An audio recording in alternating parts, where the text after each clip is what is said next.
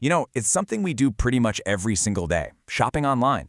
But have you ever really stopped to think about the hidden world of high-stakes security that powers every single one of those clicks? Well, today, we're diving deep into that invisible process. I mean, it seems so simple, right? You find something you want, you hit that button, and a few days later, poof, it's on your doorstep. But have you ever really wondered what kind of journey your payment information takes in those few seconds right after you click? Because in that single instant, this incredibly complex and super fast security ballet kicks off. It's a whole journey designed from the ground up to protect your sensitive data from any prying eyes. And today, we're going to follow that journey from the very beginning to the very end. So where does this all start? Well, it turns out that not all online purchases are created equal. The security process actually changes, sometimes a lot, depending on who's doing the buying and who's doing the selling. You can pretty much break down the entire world of e-commerce into three major arenas. It all just comes down to who's selling and who's buying. Okay, so let's break this down. First up, you've got B2C, business to consumer. This is what most of us know best. Think buying something from Amazon. These purchases are usually quick, pretty simple, and often driven by emotion or an immediate need. Then you have B2B, business to business. This is like a company buying thousands of office chairs in bulk. The sales cycle is way longer, the value is much higher, and the decisions are all about logic and return on investment. And finally, there's C2C, consumer to consumer, on platforms like eBay. Here, the transactions are fast, informal, and really built on trust between two people.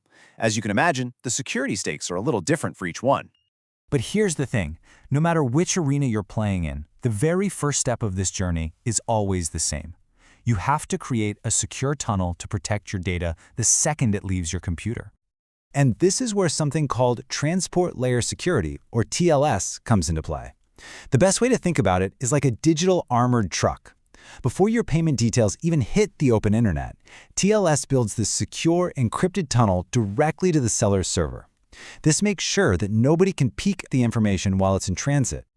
Now, you've probably seen that little padlock icon in your browser and heard of an SSL certificate. It's super easy to get these two confused, but think of it this way. The certificate is just the key. It proves the website is who it claims to be.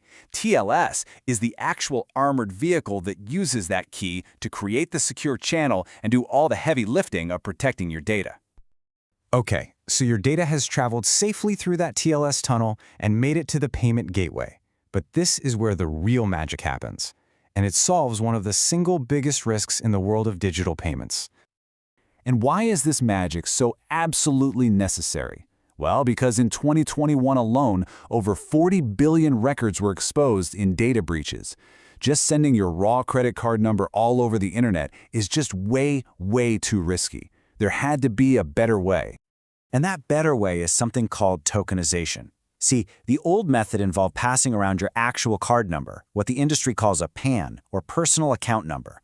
The new, much, much safer method replaces it with a secure stand-in, a token. A great analogy is a casino chip. Inside the casino system, it has value. But if a thief steals it and takes it outside, it's just a worthless piece of plastic. So how does this actually work? It's a really simple three-step process. First, your card number gets sent just one time to the secure payment gateway. Then, the gateway generates a completely unique, random token to act as a stand-in for your number. And finally, your real card number gets locked away in a super secure digital vault, while only that useless-to-a-thief token is used for the transaction. And here's the crucial part. That token has absolutely no mathematical link back to your card number, so there's no way to reverse engineer it. But of course, the technology didn't just stop there. We've actually evolved from those basic tokens to something even smarter. Network tokens. These are tokens generated by the payment networks themselves, like Visa or MasterCard. And what makes them so great is that, unlike the old tokens, they automatically update when your physical card expires or you get a new one. This means way fewer failed payments and a much, much smoother checkout experience for you. And the results for businesses are just huge. On average, using these smarter network tokens gives a 3% lift in payment authorization rates. Now that might not sound like a ton, but on a global scale, that translates to billions of dollars in successful sales and, of course, a lot of happier customers. And the security benefit? Well, that's even more impressive. Network tokenization reduces fraud by a staggering 26% on average. And it does all of this without adding a single extra step or any friction for the customer. It's powerful security that's completely invisible. Okay, so we've got a secure tunnel and these awesome magic tokens. But who makes sure that everyone involved is actually playing by the rules? Well, that's where the digital rulebook comes in. That rulebook is officially called the Payment Card Industry Data Security Standard, or PCI DSS for short. It's basically a global set of rules created and enforced by the big card brands. We're talking Visa, MasterCard, American Express, all of them. And every single organization that handles card data, no exceptions, has to follow it. Now, the full standard is massive, with over 200 different requirements, but they all boil down to one central idea: creating multiple layers of defense. This means businesses have to build secure networks, encrypt data, manage any vulnerabilities, tightly control who has access to what, and constantly test everything to keep your information safe. Now, while this standard is absolutely essential, it's not always easy.